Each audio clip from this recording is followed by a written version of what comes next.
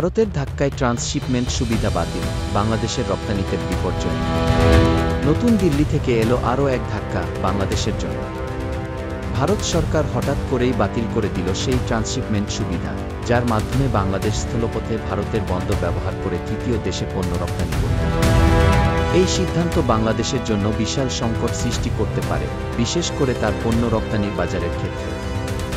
2020 সালের জুন মাসে ভারতের central board of indirect taxes and custom যে আদেশে বাংলাদেশের রপ্তানি পণ্যকে কলকাতা বন্দর, নবসেবা বন্দর ও কলকাতা এয়ার কার্গো কমপ্লেক্স ব্যবহার করার অনুমতি দিয়েছিল, তা এখন বাতিল করা হয়েছে।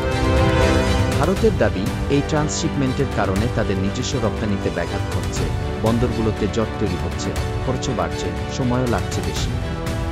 এ কারণে তারা এই পদক্ষেপ নিয়েছে, যা কার্যকর হবে 8 এপ্রিল 2025 থেকে। ঢাকার ব্যবসায়ীদের মতে এই সিদ্ধান্ত বাংলাদেশের রপ্তানি, বিশেষ করে তৈরি পোশাক শিল্পে প্রভাব ফেলতে পারে। কারণ ভারতের সীমান্ত ব্যবহার করে নেপাল, ভুটান ও মিয়ানমারের মতো দেশগুলোতে পণ্য পাঠানো অনেক সহজ ছিল। ভারতের এই সিদ্ধান্তে এই রপ্তানি পথ বন্ধ হয়ে যাবে, ফলে ব্যবসায়ীরা চরম ক্ষতির সম্মুখীন হবে। ঢাকাভিত্তিক ব্যবসায়ী ইউনুস হোসেন বলেন, এতে বাংলাদেশের নেপাল ও ভুটানে রপ্তানি বন্ধ হয়ে যাবে। যদিও বিজিএমএ এর সাবেক সভাপতি রুবানা হক মনে করেন, বাংলাদেশ সবসময় সরাসরি শিপমেন্টে জোর দিয়েছে, তাই ভয়াবহ প্রভাব না পড়লেও আঞ্চলিক সম্ভাবনা কমে যাবে। বাংলাদেশের রপ্তানি বাজারে এসব পরিবর্তন অর্থনৈতিক চাপ তৈরি করতে পারে, যা দীর্ঘমেয়াদে বাংলাদেশকে বৈশ্বিক বাণিজ্য প্রতিযোগিতায় পিছিয়ে ফেলতে পারে। বিশেষজ্ঞদের মতে এই সিদ্ধান্ত এমন এক সময়ে এলো, যখন যুক্তরাষ্ট্র বাংলাদেশি পণ্যে 37% পাল্টা শুল্ক বসিয়েছে। এতে বাংলাদেশের প্রতিযোগিতার ক্ষমতা মারাত্মক চাপে পড়বে। ঢাকা বিশ্ববিদ্যালয়ের অর্থনীতি বিভাগের অধ্যাপক সেলিম রায়হান বলেন, ভারতের মতো বড় বাণিজ্যিক অংশীদারের এমন সিদ্ধান্ত দ্বিপাক্ষিক সম্পর্কের ভবিষ্যতের সঙ্গে সাংঘর্ষিক। এই পরিস্থিতি বাংলাদেশের জন্য আরও জটিল হয়ে দাঁড়িয়েছে, কারণ একই সময়ে বিদেশি বাজারে বাংলাদেশের পণ্য প্রতিযোগিতার ক্ষমতা হারিয়ে ফেলতেছে। এই অবস্থায় বাংলাদেশের জন্য ভারতের নতুন সিদ্ধান্ত একটি বড় চ্যালেঞ্জ হয়ে দাঁড়িয়েছে। ভারত-বাংলাদেশ বাণিজ্য সম্পর্ক দীর্ঘদিনের হলেও এবার ভারত সরকারের এই পদক্ষেপ যে কোনো দিক থেকে বাংলাদেশে সৃষ্ট সংকটকে আরও বাড়িয়ে দিতে পারে। দুই দেশের মধ্যে 4000 কিলোমিটার সীমান্ত থাকা সত্ত্বেও দ্বিপাক্ষিক সম্পর্কের এই নতুন বাধা ব্যবসায়ীদের জন্য গুরুতর পরিণতি ডেকে আনতে পারে। বিষয়টি নিয়ে বাংলাদেশের বাণিজ্য মন্ত্রণালয় এখনও কোনো মন্তব্য করেনি। তবে জানা গেছে, রাতেই বাণিজ্য উপদেষ্টা শেখ বশির উদ্দিনের নেতৃত্বে জরুরি বৈঠকে বসেছে মন্ত্রণালয়।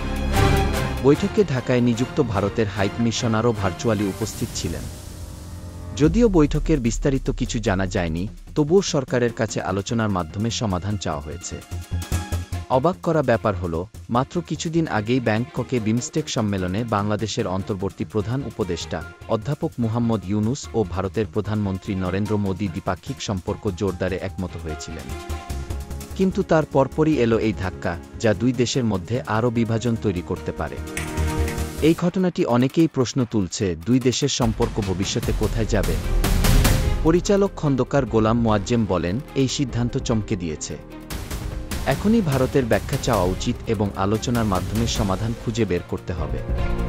এটি শুধুমাত্র ব্যবসায়িক ক্ষতি নয়, বরং রাজনৈতিক সম্পর্কের ক্ষেত্রেও বড় একটি সমস্যা হয়ে দাঁড়িয়েছে।